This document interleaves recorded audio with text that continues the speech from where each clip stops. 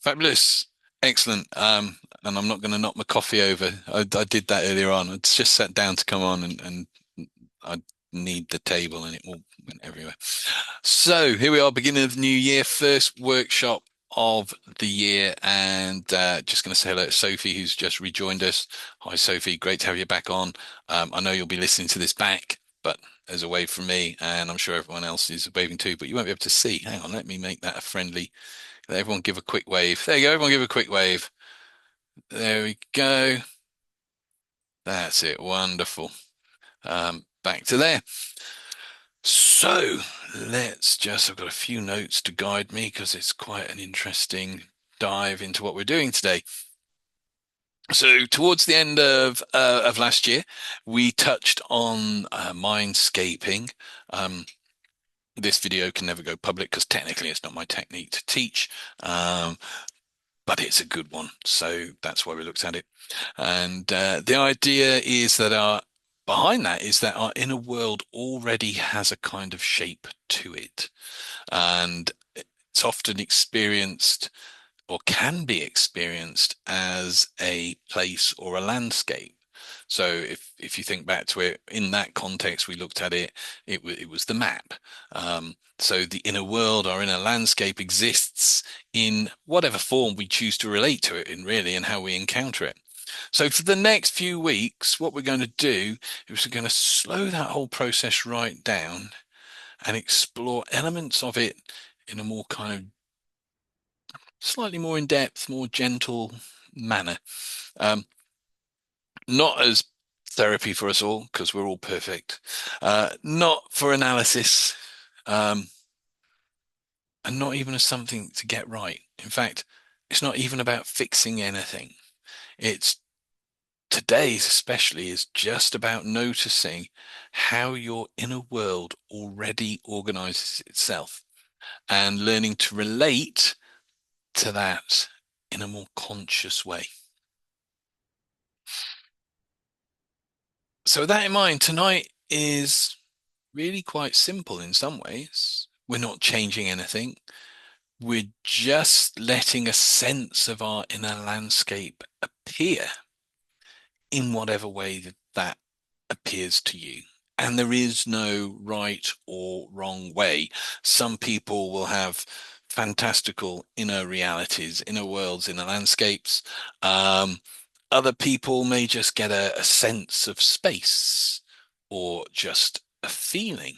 And all of that is fine because, as we've said many times in I Meditate, not everybody visualizes, not everybody gets like the movie scene thing. Um, I remember, and I didn't realize it at the time, but as I was putting this together, it made me think back when I was about, I wasn't a normal childhood, 13, 14. I I can't remember if I bought it or was it given to me, a book, and it was called something or the Dark Sword. And I didn't know it at the time, but it was a role-playing book with a game thing where you throw dice and that, but I didn't never into all that. So, um, but it described all these characters and the kind of towns and villages and stuff where they came from and the landscape in a completely fantasy mythical way. And as a kid, or as a kind of mid-teenager, used to lie there listening to music and imagining myself in one of these character roles, exploring and going out within these landscapes that I was reading about in the book.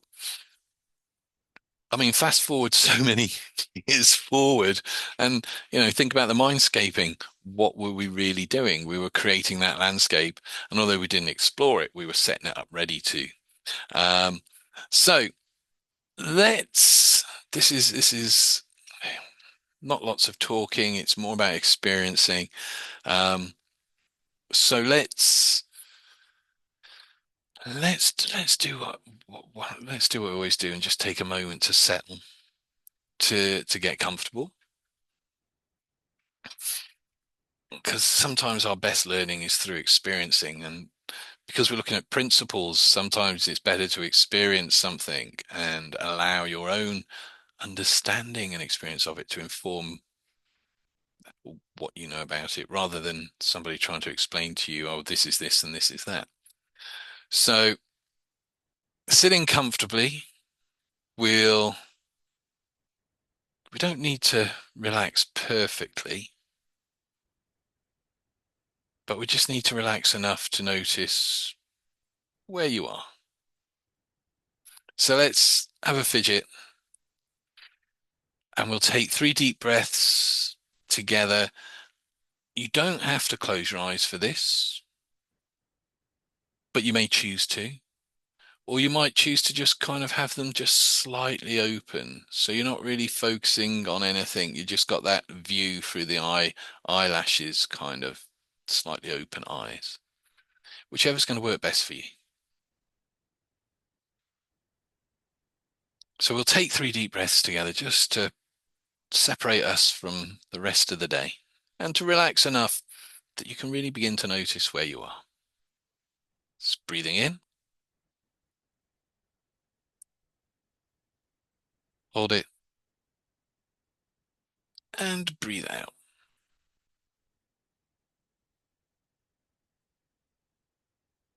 Breathing in,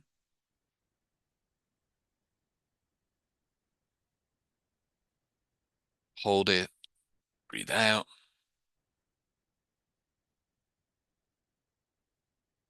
Breathing in,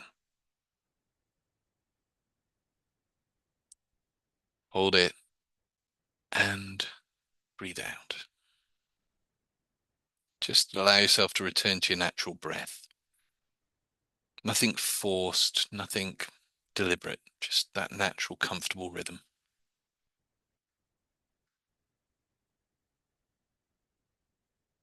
And if it helps, you might bring one or both hands up somewhere around the center of your chest, over the heart. Not, not as a technique, just literally as a place to rest attention, just a place to focus on. Or you may choose not to.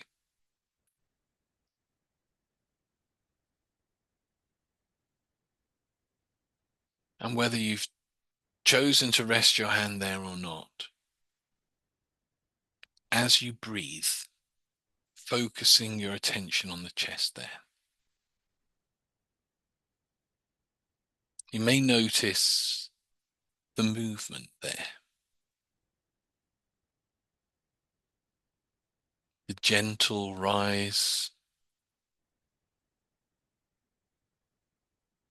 fall with each breath, noticing the movement. Without trying to change it, just notice.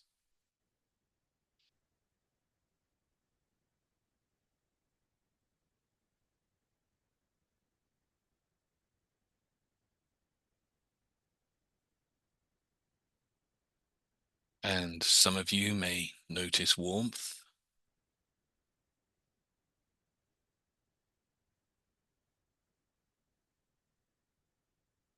Some may notice pressure, maybe from your hand or just a sense of pressure there.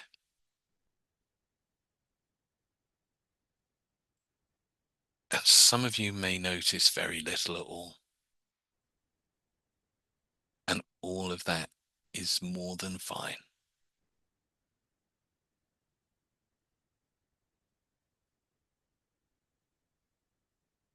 Just hold your attention on that space, on that place.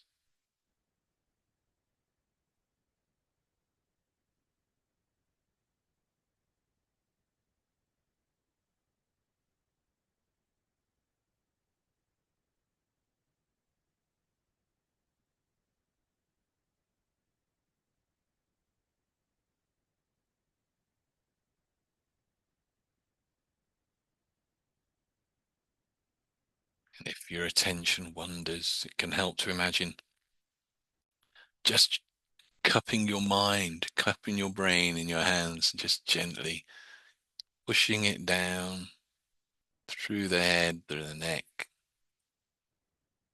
until it's the awareness again is in the chest.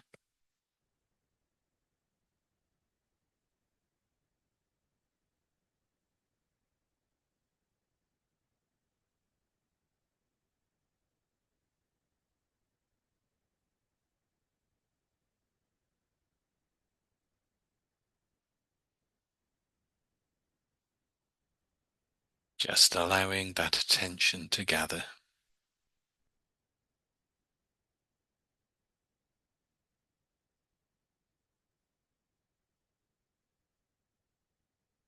Not forcing anything.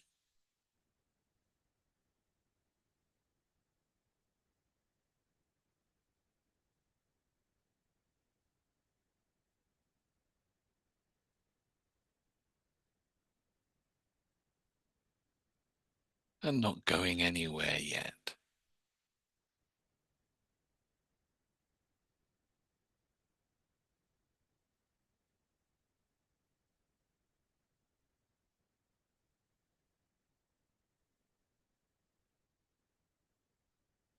That's right.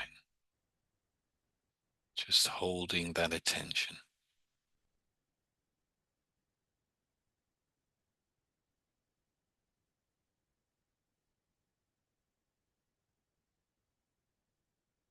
And as you sit or lie here, you may start to notice that attention can turn inward a little.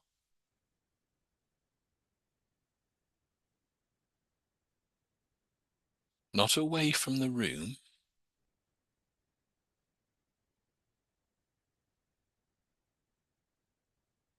just inward enough to notice inner experience.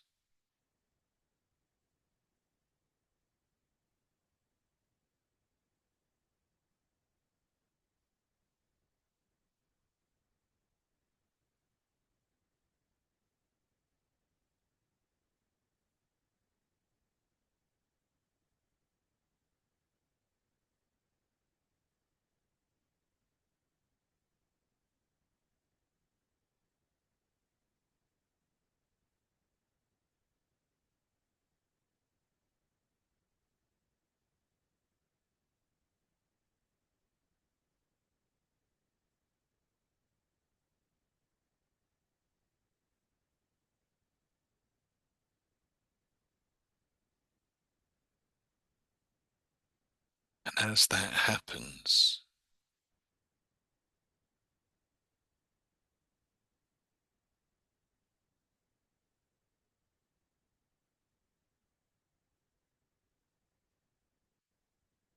you may begin to get a sense of space inside.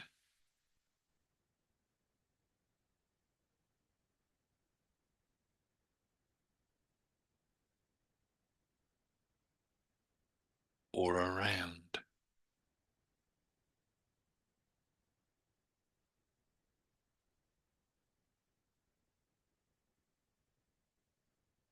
Or behind your thoughts.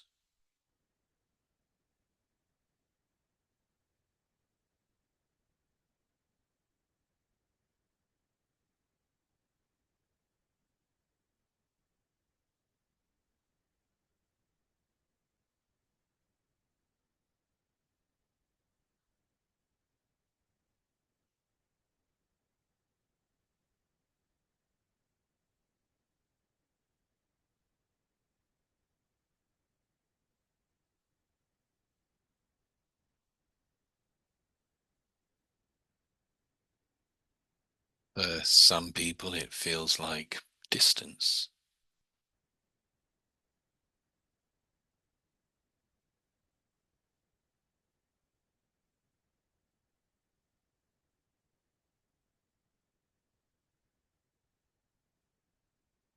For others, depth.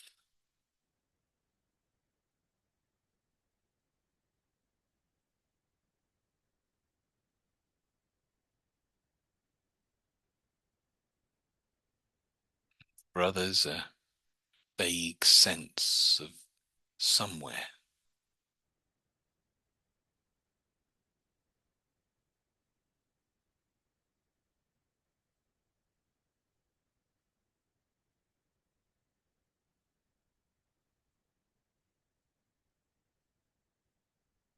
In fact, you do not have to picture anything.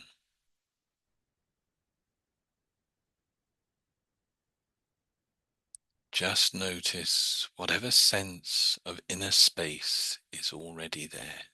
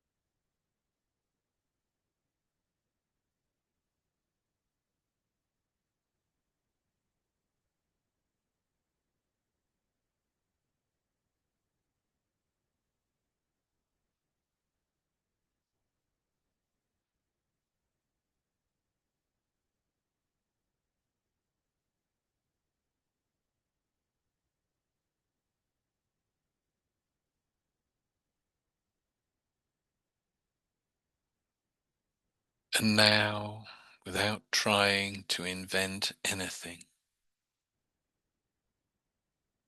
you may begin to notice that this inner space has a quality to it.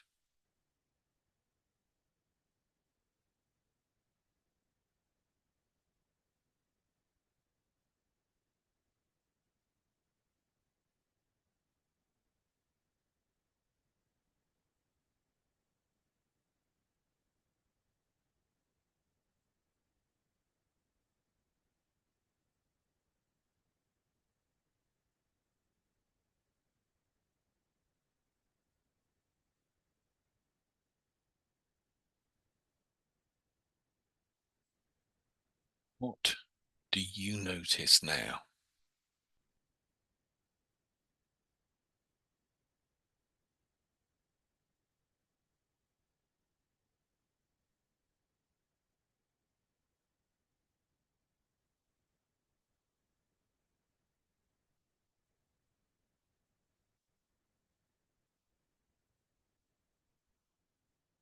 It may feel open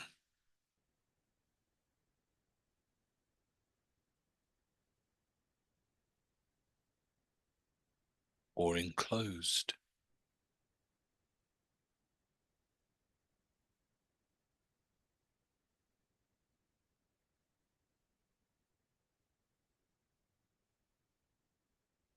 Right.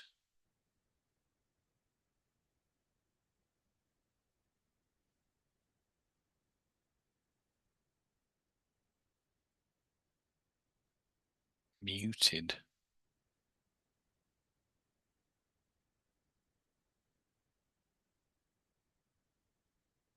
Structured.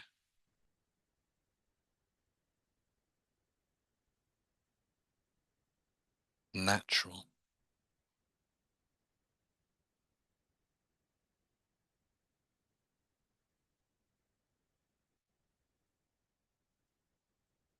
However it shows up is the right way for it to show up for you tonight.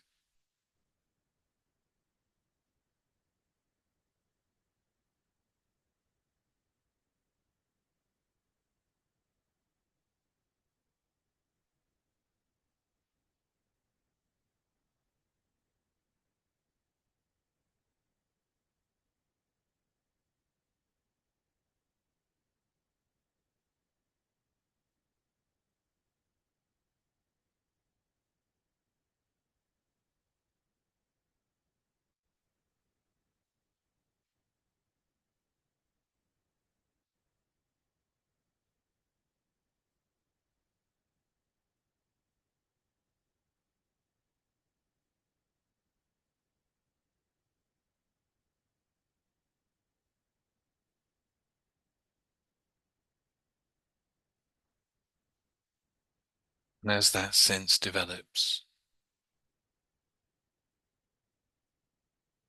you may notice it begins to resemble a place in some way.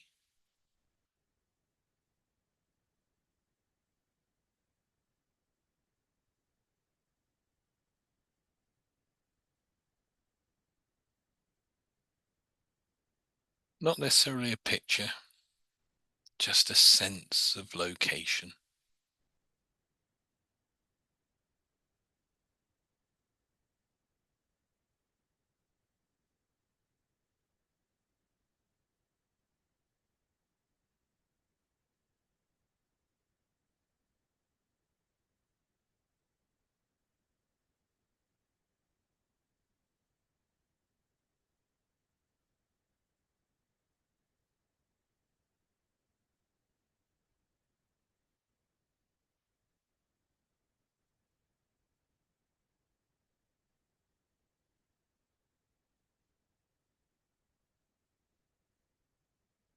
As the landscape forms in its own way,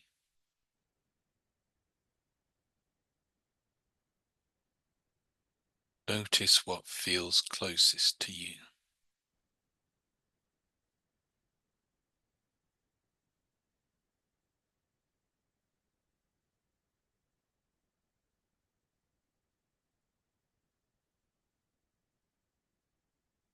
What is there?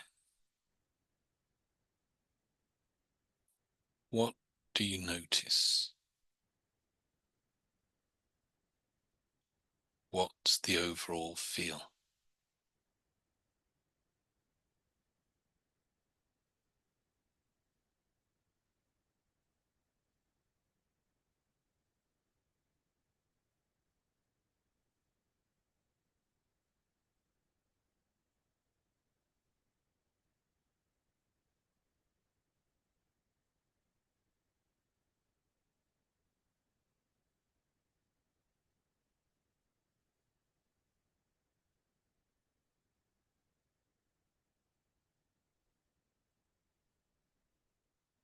And whatever that feels like now,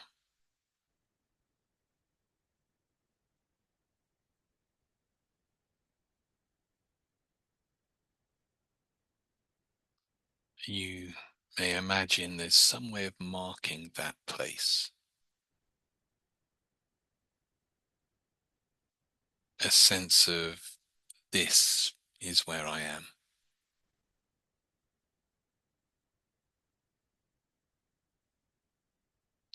Could be a marker, a feeling,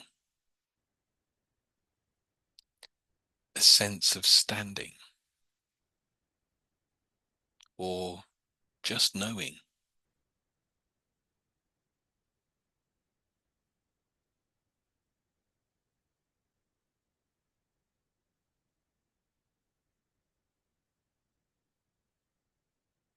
You do not need to do anything with it.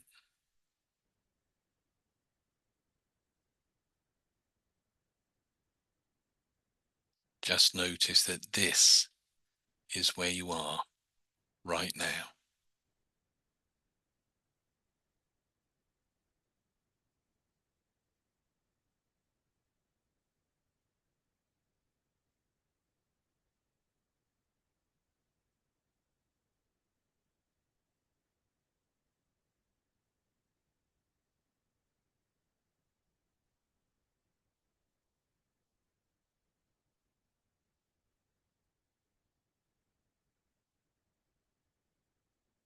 And so for the next few moments, there's nothing to change, nothing to improve. Just staying with the sense of this inner place.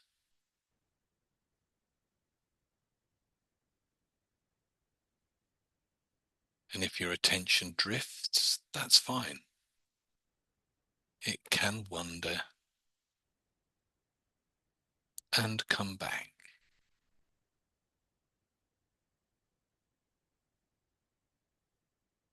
And each time you notice it again, you may notice it a little more clearly, or simply more comfortably.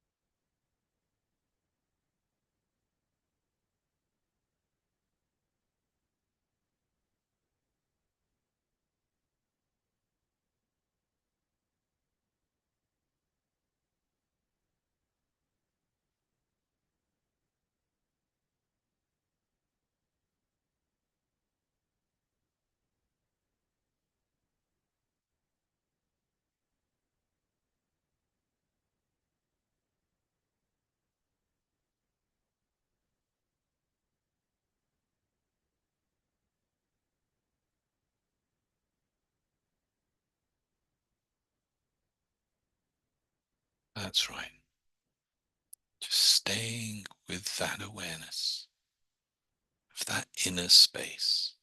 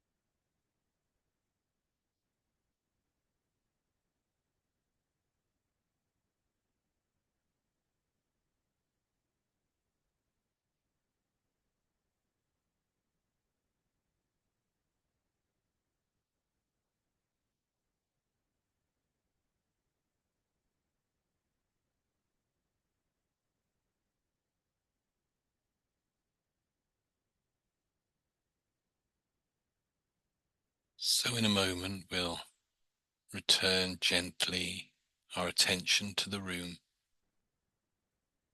bringing the sense of this inner place with us.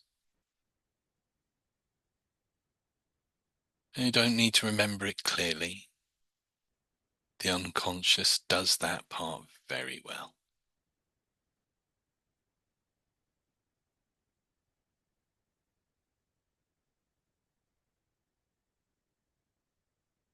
As you're just gently returning, noticing the weight of the body, contact with where you're sat or lying, the sounds in the room. Just allow yourself to sit at that place just before opening your eyes. And over the next few days, you don't need to practice this. Just notice. You might find at random moments, walking, washing up, doing something at work, waiting for something, a sense of an inner place shows up again. And if it does, you don't need to do anything with it. Just notice what it's like that day. And occasionally, you may simply wonder, if my inner world were a place today, what would it be like? If my inner world were a place today, what would it be like?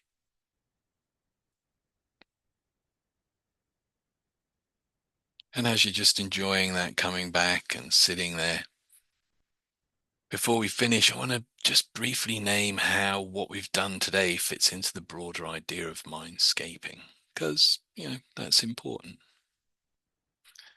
Mindscaping starts with a very simple assumption that your inner world already has a shape to it.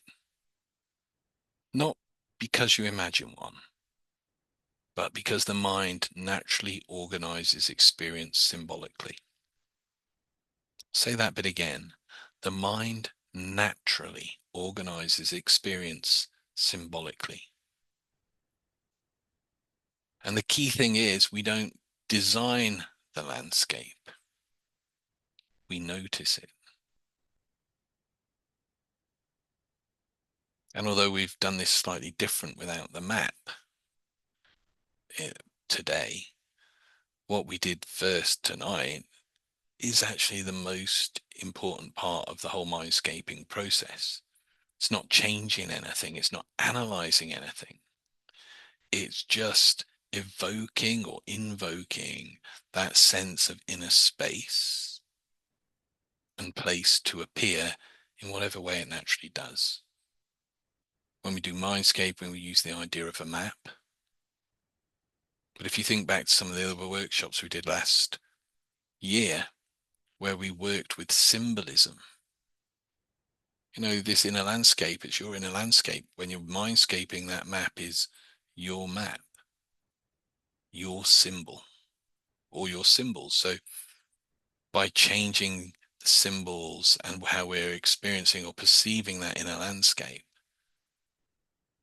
we can change how we feel and ultimately how we're experiencing the reality of the life we're living. I got very deep for this evening. First one of the year.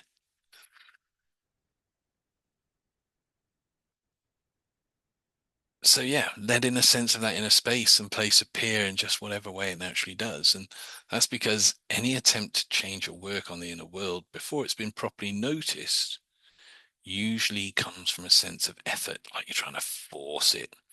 And change very rarely happens with force. Effort tends to distort what's really there. So mindscaping always begins with orientation, the map, unfolding. Allow it.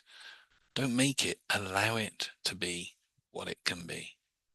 Knowing where you are, putting that marker on the map, or this is where I am. Same process can be used, I think, with guided meditations in a way that's a lot more powerful than just telling people that they're walking through a forest or they're walking through this, that, and the other.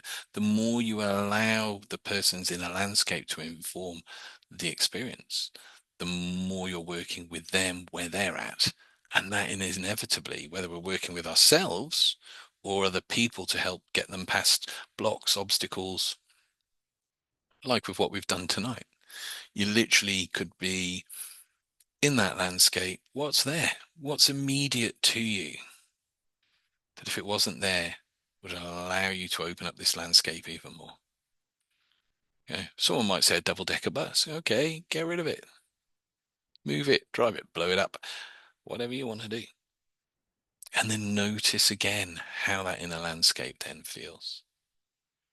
Knowing where we are and what it's like and how it feels to just be there. Because actually, how often do we stop and go, where am I actually at? This whole approach allows us to experience that at quite a deep level, how it feels to be there. That's what the "you are here" point, when we put the marker on the map, is all about. It's not a technique, not a technique. It's a reference point.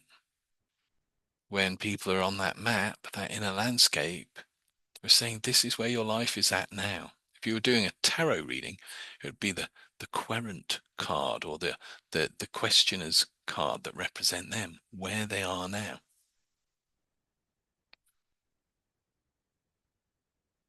Once that orientation exists, once somebody knows that's where they are in their inner landscape, whether it's using the idea of the map or just whatever landscape unfolds, the unconscious mind does something really interesting. It starts to show us patterns, not all at once, just enough for now. You think about when you're introducing the idea of the map, you talk about a town map. It's not got every destination on it, just enough to get you where you want to go. Think about that as a suggestion. You're going to picture your inner landscape as a map with just enough information for you to achieve your goal, is what you're saying. You don't need vivid images, and that's why we've done it this way this time. Don't need vivid images for this to work. You don't need great, massive skills and feats of imagination. A sense, an impression, a feeling of being somewhere is enough. And if you go back through what we've done today, there is very much that sense of being artfully vague that we've talked about. Artfully vague, a sense of that. Notice that now what? What am I really, what are you really being asked? You're being asked to just, your unconscious mind interprets that within the context of what we're doing. So your inner mind then goes, okay, well, what is that gives me that sense of that inner space?